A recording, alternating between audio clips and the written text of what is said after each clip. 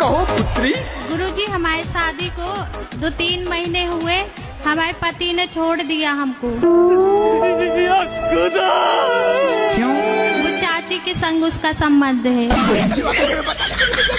हमारी छोटी बच्ची भी है 1-1.5 साल की। शादी के 3 महीने हुए आपके? हाँ।